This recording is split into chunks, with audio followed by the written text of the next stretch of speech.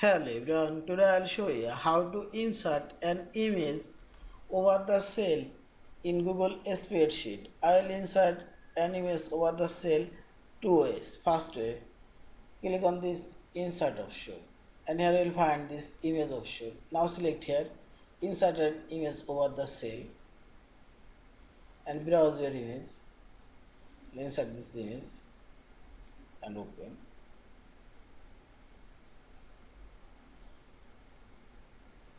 And see this image now insert over the image. You can increase decrease this image size and move in here. And second way, click on this insert option and select drawing option.